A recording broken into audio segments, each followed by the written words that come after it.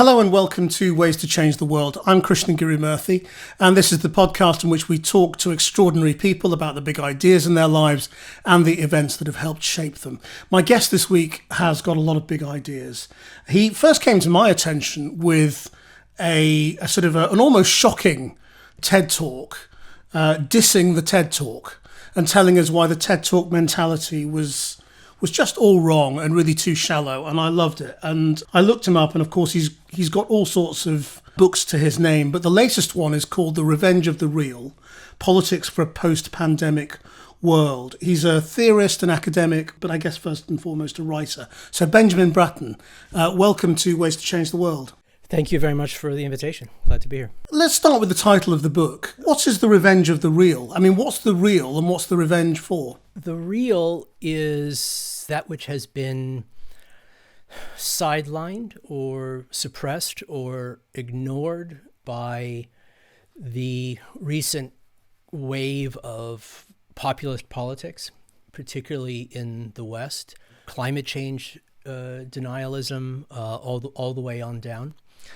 The revenge has to do with really one way of trying to interpret what just happened or what continues to happen with the pandemic in ways that I think are both tragic and disturbing, but also potentially, hopefully, illuminating, enlightening, and sort of corrective of the course, demonstrating that reality bats last, that the underlying biological, biochemical, ecological, material reality that precedes and constitutes and makes possible all of the richness of our symbolic lives has its own logic, has its own trajectory that cannot be negotiated with, that cannot be ignored. It can be known, and it can be acted upon. We can intervene in it, and to act back upon that reality is maybe what we call governance, maybe what you call design, but that can only work. That can only be successful if we understand and accept that the symbols and narratives and stories and myths that we construct to make sense of the world are not the world itself. And one of the things that the pandemic should make clear to all of us is that physicality of which we are part of is in that specific regard kind of unnegotiable. And I think what we've seen is it taking its revenge against our attempts to see it otherwise. We often have talked about this virus as not caring about our political systems, our rules, our quarantines, our lockdowns. It doesn't care about our systems. Is that what you're getting at here, that actually we need to think much bigger than the way we have over the last 18 months? We do need to think bigger. Another one of the lessons that would be possible to draw from this is the recognition that the primary and perhaps most essential political, economic, and cultural conditions that require our attention, that require our intervention, that require our governance, operate at planetary scale. I mean, think about what sort of just happened. We just a few years ago, as the virus began to make its first wave across the earth, the otherwise mobile, circulatory,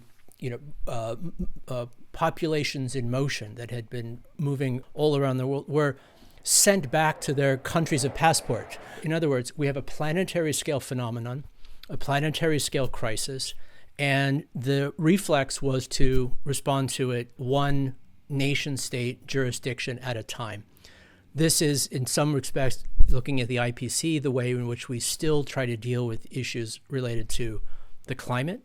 And I think going forward, one hopes that a more effective and viable and indeed equitable mechanism and institutional structure for dealing with these kinds of issues would be operating at the scale of the phenomenon itself. Another way in which then I think we can kind of interpret this is we've all lived through, or continuing to live through in many regards, kind of the largest control experiment in comparative governance. That is, some ways of responding to this pandemic were relatively successful. Other attempts by certain governments and certain political cultures, not just policy regimes, but political cultures, have proven catastrophic. And so in conceptualizing, in thinking about and debating the means and mechanisms for planetary scale and planetary appropriate governing interventions in the issues that face us, we have a lot of examples at hand. We have a lot of data, if you like, about what works and what doesn't work. And the possibility of imagining and articulating what I call kind of positive biopolitics might take shape through an understanding of those outcomes that we are all, for better or worse, living through at the moment. Because if we're talking about where we go now, I mean, the pandemic came along at a particular time in world politics in which nation states were perhaps more inward looking and narrow focused than they'd been in decades. There is no sort of world level of cooperation and government. If you contrast the response to the pandemic to the response to the financial crisis, at least in the financial crisis, we had some international cooperation.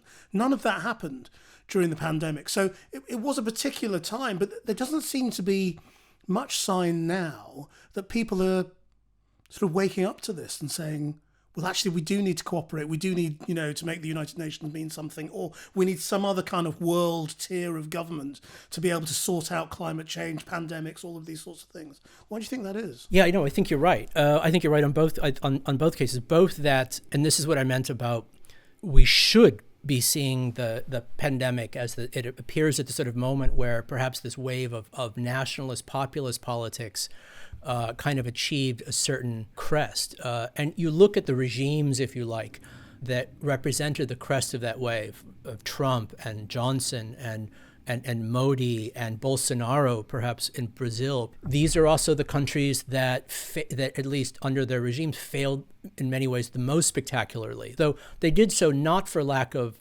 technological capability, not for lack of GDP. They did so for other reasons. And so the pandemic contributed to the undermining of these. There may be ways in which, that's why Trump is out of office to a certain extent, because of his mishandling of this at this point.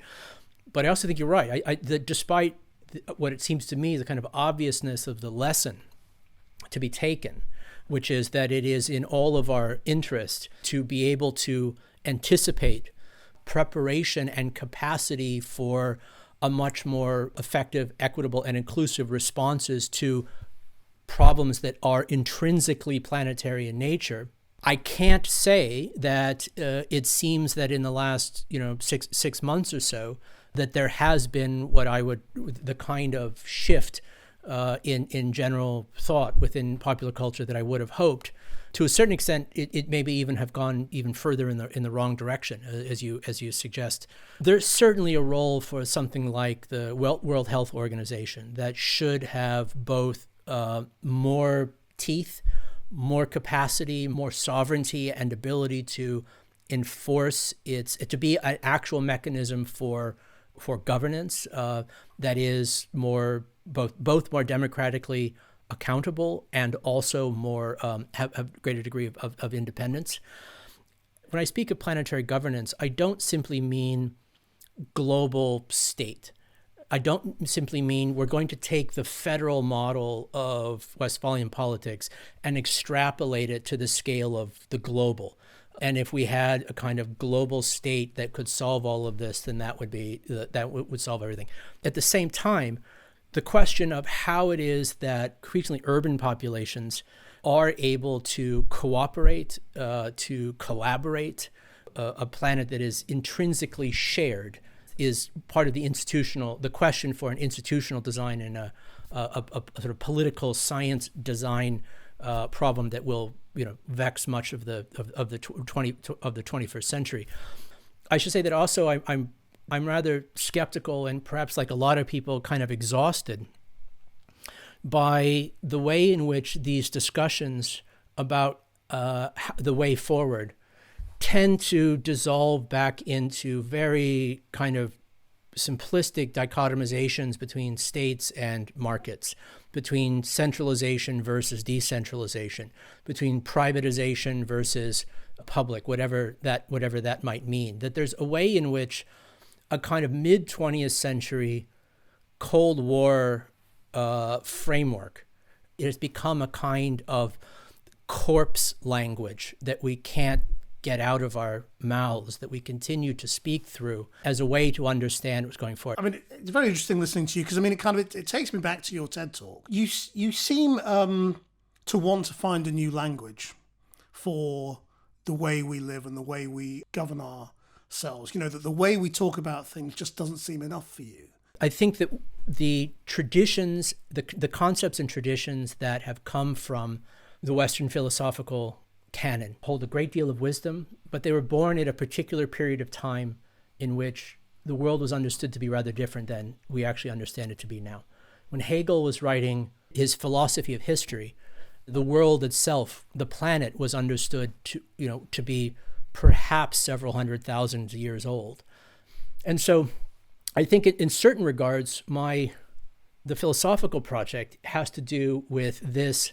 As I mentioned earlier, we are at this disjunction between our technological capacity and our political, economic, and cultural ability to act back upon this. I think a lot of the unease, legitimate unease people have with technologies and new technologies is with the pernicious effects that they may have in the world. There are also ways in which people at a more deep level, at a more fundamental level, have an unease with technologies based on what they reveal about the world. They reveal about how the world works, how the world has always worked, that wouldn't have been understandable without this technology. There is a kind of ontological break, if you like, that some of these technologies bring with them in a certain kind of regard. So if I were to sort of summarize it very quickly, I would say that I think the renewal of the philosophical project needs to be much more planetary in scope, but also I would suggest that there needs to be a deliberate and generous embrace of the Copernican implications of the technologies in which we are already situated, not because they allow us to do things, but rather because they reveal who we are and where we are and when we are and how we are in ways in which we have not had the courage to actually account for. There will need to be some sort of interface, won't there, though, between your kind of thinking, your level of thinking, and how most people can live, and what day-to-day politics does with it. You know, because that's where philosophy gets translated into politics and into power. So let's imagine we get a new language, a new way of thinking that answers some of these questions that you're raising. How does that then end up changing the way we live? I think that the question of planetarity, the reality of our shared planetarity, has to be understood as utterly fundamental. I mean, the fact that flat Earth theory, creationism, and all of these kinds of responses and embrace of the mythical in response to this condition continue to have this sort of rise is sort of fundamentally dismaying. At the same time, I think the real condition has to do with an economic arrangement within the global the global population. That the concentration of resources, the concentration of capacity, the concentration of raw materials, the concentration of decision-making power in such a small area of the world, a small sort of area of the population of the world, is not only symptomatic of an underlying malaise, but it is also, I think to a greater, lesser degree, will continue to exacerbate and ensure the worst possible catastrophes. That is, the kinds of populist responses that I'm sort of inveighing against here are ones that come from this sense of a position of some degree of disempowerment. And in other words, in order for there to be the conceptual shift, I do think that there's going to have to be a more fundamental political and economic shift in how power is distributed, how resources are distributed.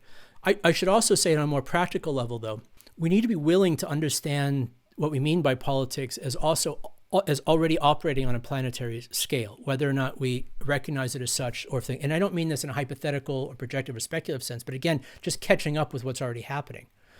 Some of the moral outrage about the Cambridge Analytica scenario was a bit too simple for its own sake. That is, the use of social media for the manipulation of people towards these kinds of idiocratic ends is, of course, reprehensible. And there's a whole discussion in the book about why we're using planetary scale computation wrong, and it's sort of inveighing against social media in this sort of regard. However, the idea that there was foreign data or foreign influence in an election as such, and that this is the fundamental scandal here, seems to me, you're 100 years too late, or at least a generation too late within this as well. You have a global international movement coordinating resources, coordinating party platforms, coordinating candidates, coordinating everything on behalf of localist, nationalist, reactionary, recidivist kind of regimes, where on the left you have local participatory, small-scale movements on behalf of an internationalist vision. And I'm not sure, honestly, I'm not sure which is more strange, but I think that increasingly it will be one in which there's a coordination between parties, coordination between platforms, and such that, as it already is, an election in Europe has implications in the US, an election in the US has implications in Asia, elections in South America, and that the promotion of candidates, the promotion of platforms, the use of data, the use of resources, in order for a planetary politics to emerge through the vestigial parliamentary mechanisms at its disposal, is one that we should expect, in a certain sense, get over it. And actually should accelerate participation in that reality rather than, fear it or, just write op-eds against it in The Guardian. Can I just ask you how you came to all of this? I mean, what's your personal background? I mean, do you come from an academic family or something, or what did your parents do? Not at all. I was adopted at the age of 6 weeks. Grew up with a family. My father's an accountant. My mother was a homemaker. I recently reconnected with my birth family, who, certain interesting kinds of parallels and coincidences with sort of them as well. But no, I think for me, and probably I was kind of a fish out of water in my family in that way, which maybe allowed me to, or forced me to kind of develop my own path. My academic path was completely winding and circuitous. I would take my PhD was in philosophy of technology at UC Santa Barbara, and sociology department. But I spent a lot of time taking classes in everything. One of the things that I used to do, and I recommend this to my students actually, I would go to a lecture hall on Tuesday morning or wherever. I'd have a class there, and I'd sit in that lecture hall. I'd have my class on whatever, history of Cold War or something. And I just stay there. And the next class would be on Introduction to German. And the next class after that would be on the history of the Peloponnesian War. And the next class after that would be on database theory. And you just sit there and you get one after the other, after the other, after the other. And by about 4:00 in the afternoon, you're seeing lines of connections between things that you never would have anticipated kind of before. And so it's this kind of transversality that there are philosophical lessons to be learned from your chemistry class. There are historical lessons to be learned from the computer science class. There are economic lessons to be learned from the literature class.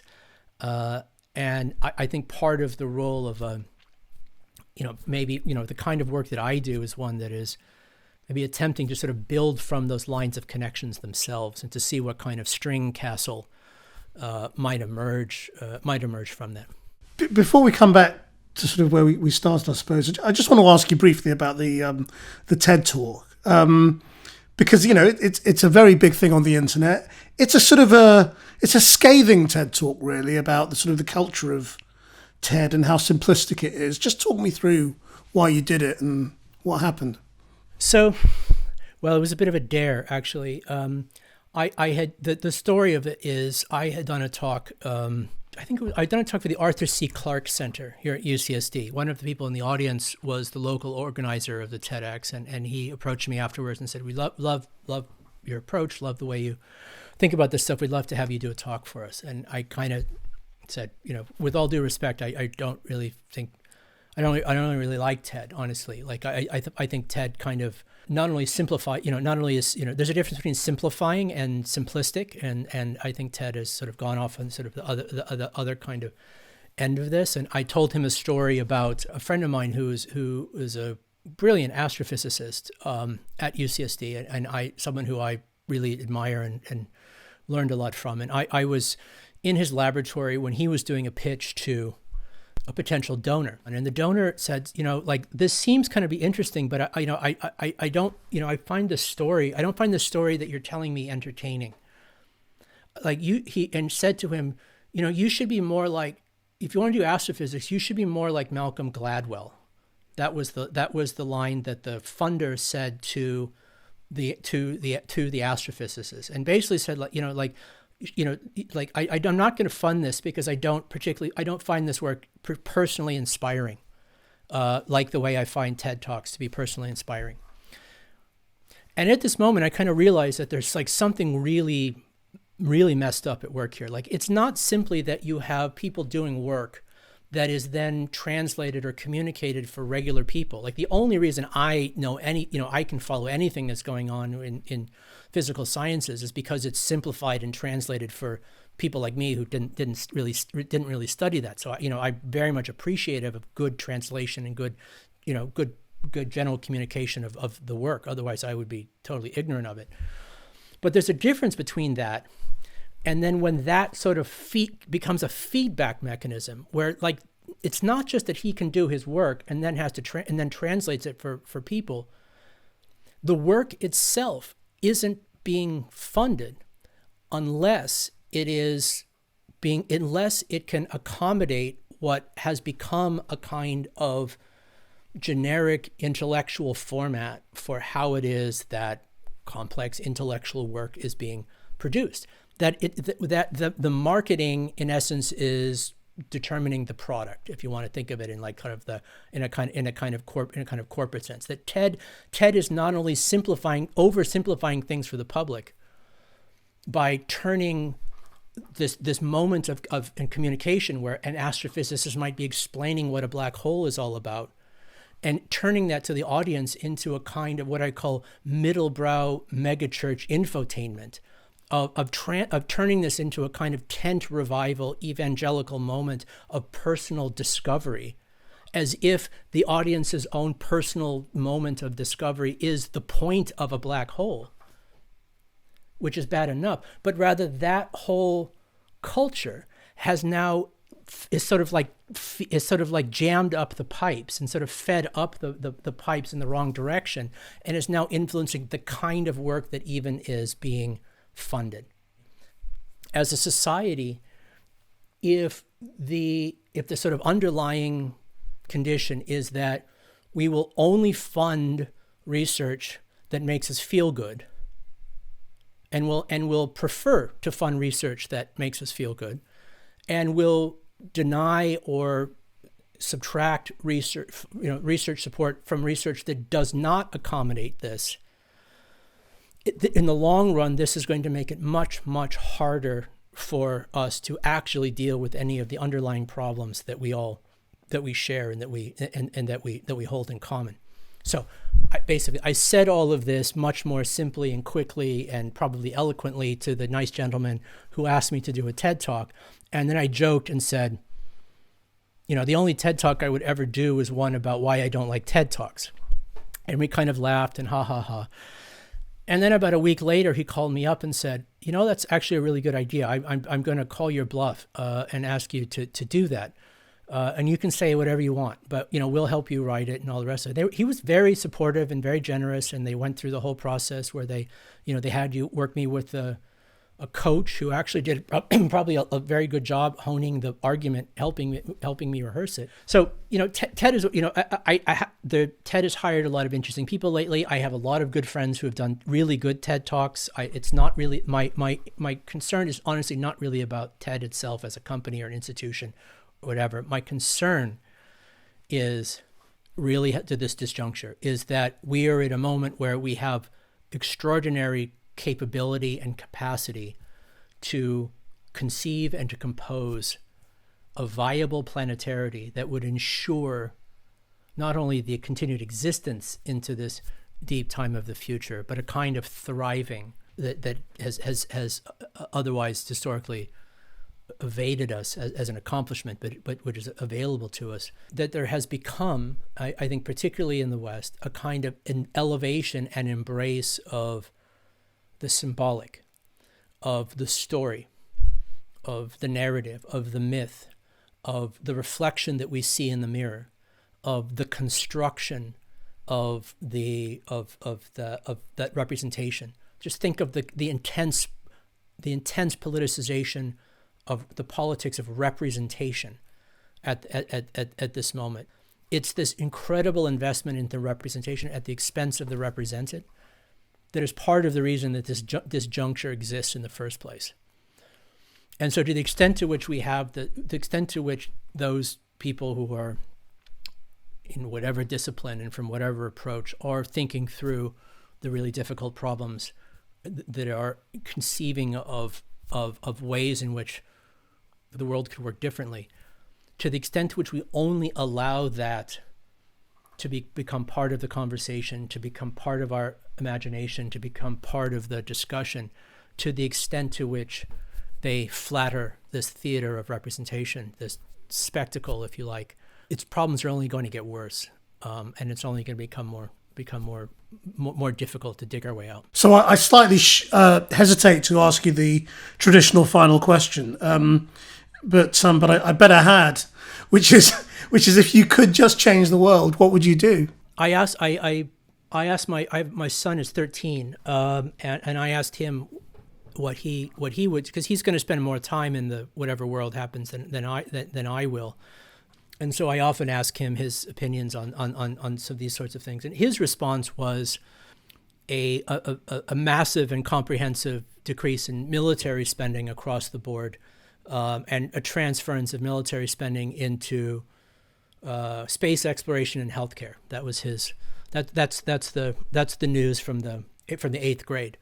I think in a certain extent I may have already answered the question in some of my replies, but I would really put it at this, and that is, how does the capacity for thought, where does it find traction? Where does it find investment? Where does it find efficacy in the deliberate composition of a planetary condition that would ensure the long-term viability of not only of life in its barest sense, but of a thriving life going forward. The question or the paradox of this is that one of the things that as thought becomes available itself, to sort of knows itself at this point in time, is it also comes to understand the tremendous violence that made that possible. That the discovery of deep time was a function of geology. 19th century geology was a function of fossil fuel extraction. Without fossil fuel extraction in the 19th century, the discovery of deep time would not have happened in the way in which it did. The whole legacy of the Enlightenment and the post-Enlightenment in relationship to the ongoing colonial adventures, the violence that has been the underlying precondition for retrospective thought, is now one of the things that this retrospective thought must account for. It's born into this violence, born into debt in a way that it perhaps can never pay back. So the question then is, what future would make it worth it? What future would need to happen for that past to have been somehow worth the cost? And what is the condition of that viability? So To me, the one thing we sort of change is the conditions in which we find ourselves now that are preventing the possibility of that viability from really even being conceived. But the real answer to the question is, what would make it worth it? Benjamin Bratton, thank you very much indeed. My pleasure.